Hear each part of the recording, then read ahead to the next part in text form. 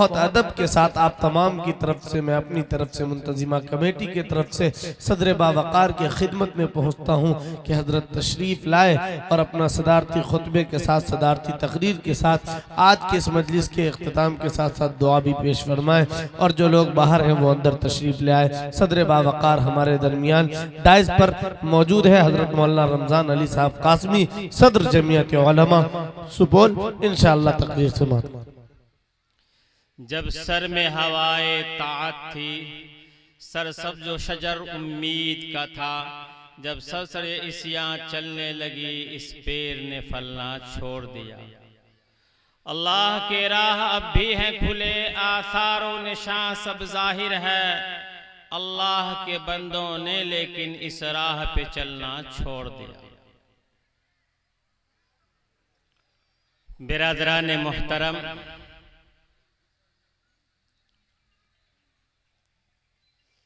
उलमाए किराम, खुसूसन इस पंचायत के हिंदू मुस्लिम भाइयों और इस जलसा को इलाके से सुनने के लिए आए हुए तमाम मर्द औरत और खुसूसन इस जलसा को सींचने में अपनी भरपूर कुर्बानी देने वाले हजरत मौलाना असदुल्लाह साहब, कारी लुकमान साहब और दिगर हजरात जो इनके साथ हैं, अल्लाह आपको जज़ाए खैर नसीब फरमाए। आपने एक बड़ा काम किया है, बहुत बड़ा काम किया है। कुरान पाक में आता है, मन अहसनु क़ौलन मिम्मन दआ इलल्लाह। इससे अच्छी बात क्या हो सकती है कि लोगों को अल्लाह के तरफ बुला। यहाँ बैनर लगा हुआ है, इस उन्वान का निचोड़ है ये बैनर। इंसान के अंदर दो चीजों का होना जरूरी है। जब ये दोनों चीज मौजूद हो तो इंसान इंसान रहता है, और जब ये दोनों चीजें खत्म हो जाती है तो उसको लोग पागल कहते हैं। एक है मोहब्बत, इंसानी मोहब्बत, मानवता को बाकी रखना, इंसानियत को बाकी रखना, एक के दुख से दूसरे को दुख हो, एक के दर्द से दूसरे को दर्द हो, ये पहला पैगाम है। शरीयत एतबार से भी, शरीयत के एतबार से भी पहला पैगाम है। पहले मानवता है, पहले इंसानियत है, और उसके बाद कुछ और है। अगर किसी आदमी के अंदर इंसानियत बाकी नहीं रह जाती तो लोग उसे पागल कहते हैं और उससे डरते हैं, उससे भागते हैं, उससे भागते हैं, डरते हैं। और दूसरी चीज है शऊर, अक्ल। और अक्ल का काम क्या है? अच्छे बुरे को पहचानना, आग और पानी को जानना, को जानना। जब तक के इन चीजों का शऊर इसके अंदर बाकी रहता है वो इंसान है, समझदार है। और जब ये शऊर खत्म हो जाता है तो उसे लोग पागल कहते हैं। मेरे भाई बुजुर्गों, दोस्तों, इन हजरात ने बड़ा काम किया, बड़ी मेहनत की है, इस्लाह मुआशरा का जलसा किया। हम इनको दाद देते हैं, दुआ देते हैं कि अल्लाह ताला आपकी मेहनत को खूब खूब कबूल फरमाए। और एक खुशखबरी भी सुना देते हैं, जिस सरजमीन पर, जिस गांव में, जिस इलाके में अल्लाह वाले का कदम पड़ जाया करता है, वहां से बुराइयां खत्म हो जाती है, वबाएं दूर हो जाती है, मुश्किलें खत्म हो जाती है, रहमत के फरिश्ते तशरीफ लाते हैं, अल्लाह तबारक व तआला मुतवज्जह होते हैं। ऐसी जगह में हर वर्ण के लिए, हर धर्म के लिए, हर जाति के लिए खुशखबरी है कि इस प्रोग्राम को करा करके आपने बहुत बड़ा काम किया है। आपके इलाके में अल्लाह ताला सुख शांति चैन नसीब फरमाए और खूब खूब बरकत अता फरमाए। इल्मी एतबार से, शिक्षा के एतबार से, शऊरी एतबार से आपके यहाँ से बड़े बड़े इल्मदा पैदा हो, बड़े बड़े विद्वान पैदा हो, बड़ी बड़ी हस्ती पैदा हो जो खुद अपने आप को भी संवरे और आपके इलाकों की भी संवारे। मुझे तकरीर नहीं करनी है, थोड़े लोग बच गए हैं, इसी में दुआ कर देनी है। जिनको दुआ की जरूरत होगी वो आ जाएंगे, जिनको बाजार की जरूरत है वो बाजार में रहेंगे। मैंने कुरान पाक की एक आयत पढ़ी है, फज़कुरूनी अज़कुरुकुम वश्कुरूली वला तकफुरून। परवरदिगारे आलम यही चाहता है कि मेरा बंदा मेरा शुक्रिया अदा करे, मेरा बंदा मेरा शुक्रिया अदा करे। कुरान में कहा कि तुम मेरा तज़किरा करो, मैं तेरा तज़किरा। तू अल्लाह का हो जाओ, अल्लाह तेरा हो जाएगा। तू अल्लाह का हो जाओ, मैं साफ साफ जुबान में बात करता हूँ, तू अल्लाह का हो जा, मैं तेरा हो जाऊंगा। मेरे भाई बुजुर्गों दोस्तों, हम पे हालात आते हैं तो हम कहते हैं कि हम पे हालात आए, हम पे हालात आए। इसी आयत के कुछ दूर में अल्लाह ताला ने खुद समझाया है बंदों को कि जब हालात आवे तो ये ना कहो कि फलाने हालात भेजा, ये मत कहो कि फलाने वजह से हालात आ गए, ये ना कहो कि फलाने हमें जादू कर दिया, ये ना कहो कि फलाने हमारे तरफ दुश्मन भेज दिया।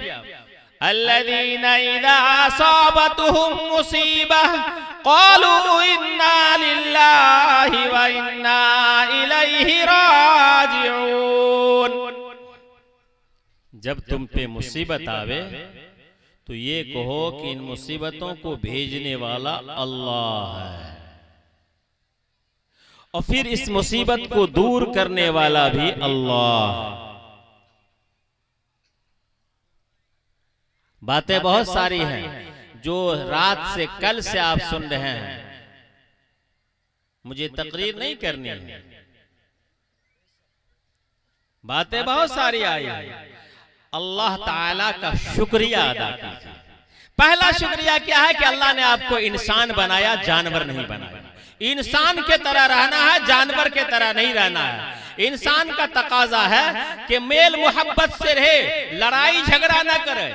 इंसान का तकाजा है कि इंसान को शांति का पैगाम दे और उसे जो है अच्छाई से रखने की जरूरत है, उसे अच्छाई का पैगाम दे।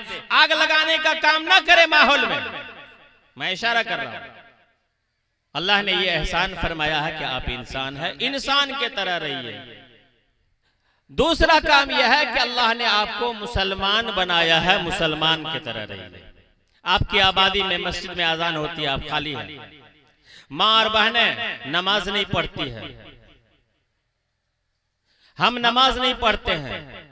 अल्लाह के नबी सल्लल्लाहु अलैहि वसल्लम ने फरमाया अस्सलातु कुर्रतुल उयून, नमाज मेरी आंख की ठंडक है। एक सहाबी रसूल हजरत अनस रदियल्लाहु ताला अन्हु, अल्लाह के नबी सल्लल्लाहु अलैहि वसल्लम मस्जिद से निकल रहे हैं। हजरत अनस रदियल्लाहु ताला अन्हु रिवायत करते हैं कि अल्लाह के नबी सल्लल्लाहु अलैहि वसल्लम मस्जिद से निकल रहे हैं। एक साहब आए, उन्होंने कहा कि अल्लाह के नबी सल्लल्लाहु अलैहि वसल्लम क़यामत कब आएगी? बरजस्ता सवाल किया उन्होंने, क़यामत कब आएगी? अजीब सी बात थी। अल्लाह के नबी सल्लल्लाहु अलैहि वसल्लम ने पूछा कि तुमने क़यामत के लिए क्या तैयारियां की हैं? हाँ भाई, हमें याद है, एक ने अपने पोता की उम्मीद किया है, एक ने अपने माँ के सेहत और आफियत के लिए दुआ के लिए क्या, बहुत सारे अपनी मुरादें लेके आए हैं, अल्लाह कबूल फरमावे, बोलिए आमीन। तो मैं ये कह रहा था, उस सहाबी रसूल ने अल्लाह के नबी सल्लल्लाहु बोलनी चाहिए, जब नबी जी का नाम आवे तो क्या कहना चाहिए? दीनी तालीम के रिसाला में पढ़ाया था, पहले रिसाला में, कि जब नबी जी का नाम आवे तो क्या कहना चाहिए? जरा जोर से मजमा बोले। ये छोरा सट वाला, इसको पता नहीं था क्या बोलना चाहिए, बोला हम पहरे किए। रे तू जो लॉकेट लगे हुआ, लॉकेट निकालो, निकालो लॉकेट, वो पहनना मर्दों के लिए जायज नहीं है। तब सल्लल्लाहु अलैहि वसल्लम ने कहा कि अल्लाह के नबी सल्लल्लाहु अलैहि वसल्लम क़यामत कब आएगी? तो अल्लाह के नबी सल्लल्लाहु अलैहि वसल्लम ने पूछा कि तुमने क़यामत के लिए क्या तैयारियां की हैं? अगर हमसे पूछ दे अभी कि क़यामत के लिए क्या तैयारी की है तो टाई टाई फिस फिस कुछ नहीं, कुछ नहीं। अपने ऊपर हर आदमी गौर करे कि सही माने में मेरे दोस्तों बुजुर्गों, अगर अल्लाह तबारक व तआला क़यामत बर्पा कर दे तो हमारे पास क्या है? कुछ नहीं है। मैं अभी 2020 में बीमार हुआ था, बहुत सख्त बीमार हुआ था, यही कहता था अल्लाह खाली हूँ, कुछ नहीं है, कुछ नहीं। मेरे भाई बुजुर्गों दोस्तों, तो सहाबी रसूल ने जो जवाब दिया वो जवाब सुनने के काबिल है। सहाबी रसूल ने कहा कि अल्लाह के नबी सल्लल्लाहु अलैहि वसल्लम, बेशक हमारी नमाज इस लायक नहीं कि हमको क़यामत में बेड़ा पार कर दे, हमारे रोजा इस लायक नहीं जिसके बदौलत मैं कह दूं को अल्लाह हमें पार लगा देगा, हमारी तिलावत इस लायक नहीं, हमारे फला अमल इस लायक नहीं, हमारे फला अमल इस लायक नहीं। लेकिन अल्लाह के रसूल सल्लल्लाहु अलैहि वसल्लम, एक चीज है हमारे पास, वो है कि अल्लाह और उसके रसूल की मोहब्बत हमारे दिलों में, अल्लाह और उसके रसूल की मोहब्बत हमारे दिलों में। अल्लाह ताला ये मोहब्बत हर मोमिन के दिल में पैदा फरमा दे, हर मर्द औरत के दिल में पैदा फरमा दे। जब सहाबी रसूल को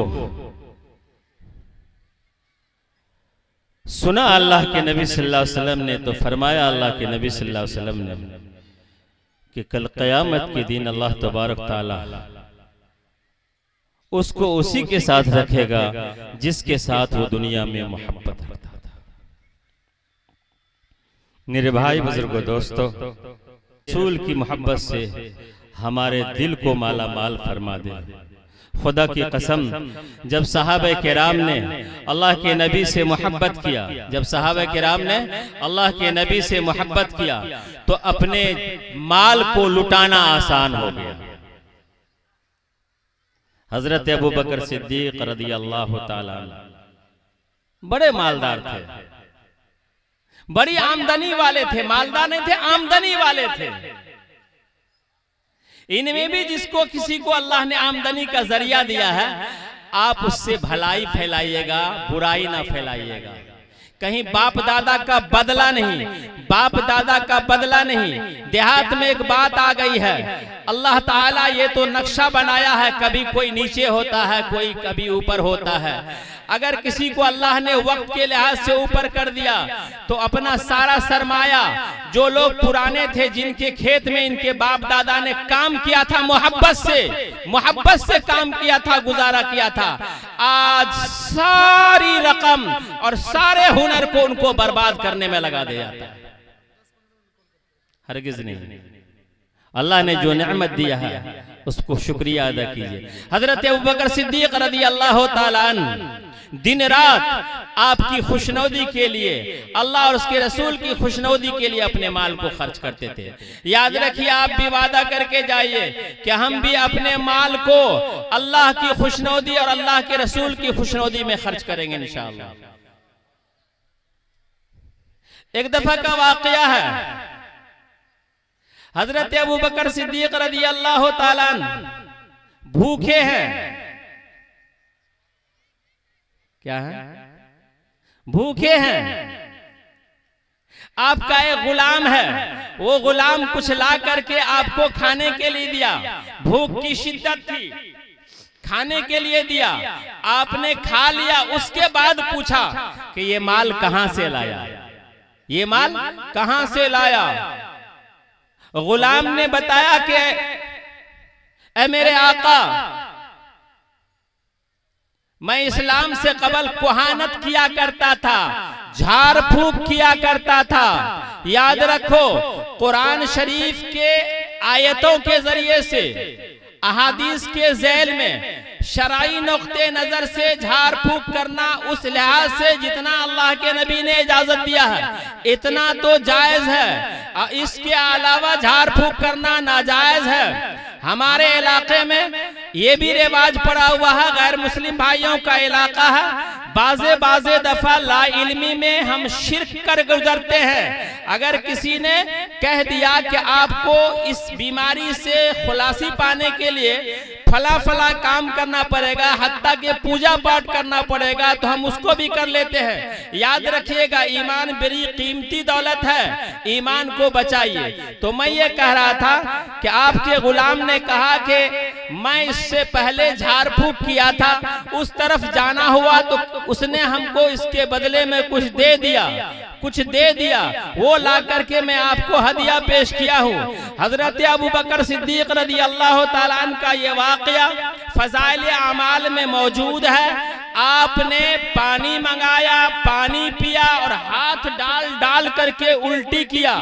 तावक्ते के यह है कि मेरे पड़ोस में मेरे यहूदी भाई का एक खजूर का दरख्त है जिस पर खजूर पका हुआ है, वो खजूर रात में तू के गिरता है, तो मेरे आंगन में भी गिरता है, उसके आंगन में भी गिरता है। ऐ अल्लाह के रसूल सल्लल्लाहु अलैहि वसल्लम, मैं इसलिए फौरन सवेरे चला जाता हूँ कि मेरा भूखा बच्चा कहीं जग जाए और आंगन में आकर के वो गिरे हुए खजूर को खाना ले, और कल क़यामत के दिन अल्लाह तबारक व तआला मेरे बच्चों को चोरों के लाइन में ना खड़ा कर दे। ए अल्लाह के नबी सल्लल्लाहु अलैहि वसल्लम, इसलिए मैं फौरन चला जाता हूँ कि खजूर को चुन करके और उसके आंगन में फेंक दिया करता हूँ। ए अल्लाह के नबी सल्लल्लाहु अलैहि वसल्लम, बस यही बात है जिसके वजह से मैं उठ के यहाँ से चला जाया करता। ऐ मेरे भाइयों बुजुर्गों दोस्तों, ये सहाबी रसूल हैं, इनके तकवा को देखिए। ऐ मेरे भाइयों, आज हमें देखना पड़ेगा कि हमारी कमाई किस हद तक सही है। हमने हलाल रोजी कमा के अपने बच्चों को खिलाया या नहीं खिलाया है? हमने हलाल रोजी से अपनी बच्ची की शादी की है नहीं की है? हमने हलाल तरीके से अपने बेटा की शादी किया है या नहीं किया है? हमने पड़ोसी के हुकूक को पामाल तो नहीं किया है? हमने अपने बच्चों को पढ़ाने में कमी तो नहीं किया है? हमने अपने बच्चों को तालीम देने में कमी तो नहीं किया है? हमने अपने छोटे बच्चों से काम करा करके, मजदूरी करा करके उसकी ग़िज़ा तो नहीं खाई है? ये सब के सब हराम है। फरमाया कि बस यही एक वजह है। याद रखिएगा, जब इंसान तकवा अख्तियार करता है, मुत्तकी बनता है, तो अल्लाह तबारक व तआला गायब से मदद फरमाए।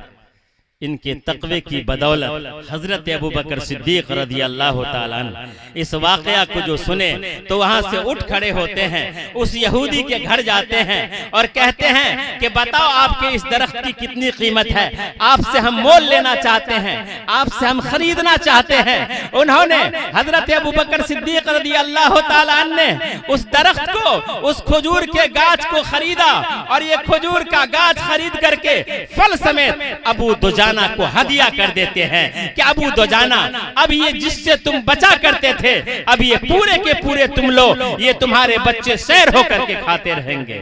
इनके अनवार बरकत इतने ही नहीं हुए, एक तो अल्लाह ने आम का आम और गुठली का दाम, यहाँ तो हजरत अबू बकर सिद्दीक ने पूरे दरख्त दिया। अब वो यहूदी इस्लाम के इस हयात को, इस कल्चर को, इस अखलाक के हसना को, इस तरीके को, इस कुर्बानी को जो देखा, तो वो यहूदी अपनी यहूदियत को छोड़ करके कलमा पढ़ कर इस्लाम में दाखिल हो। मेरे भाई बुजुर्गों दोस्तों, वक्त इजाजत नहीं देता, मैं सिर्फ ये कहता हूँ कि जब आप यहाँ से जाएं, सिमरिया वालों ने जिस पैगाम को आपको लाके बुला के दिया है, जो पैगाम आपको दिया है, इस गांव वासियों से, इस मोहल्ला वासियों से, तमाम माँ और बहनों से मैं इल्तिजा करता हूँ, दरखास्त करता हूँ कि आप जब इस जलसा के बाद अपने गाँव में जाएं, जिन भाइयों से आपको सलाम कलाम नहीं है, पहले आप सलाम करेंगे। जो लोग मसाजिद में नहीं जाते थे वो मस्जिद में जाएंगे, जो लोग बच्चे को नहीं पढ़ाते थे दिलो जान से बच्चे को पढ़ाएंगे, जो लोग अपने औरतों पर जुल्म किया करते थे अपने औरतों पर रहम किया करेंगे, जो सास अपने बहू को परेशान करती थी वो अपने बहू के साथ नरमी का मामला करेगी, जो बहू अपने सास को परेशान करती थी उससे मोहब्बत से पेश आएगी।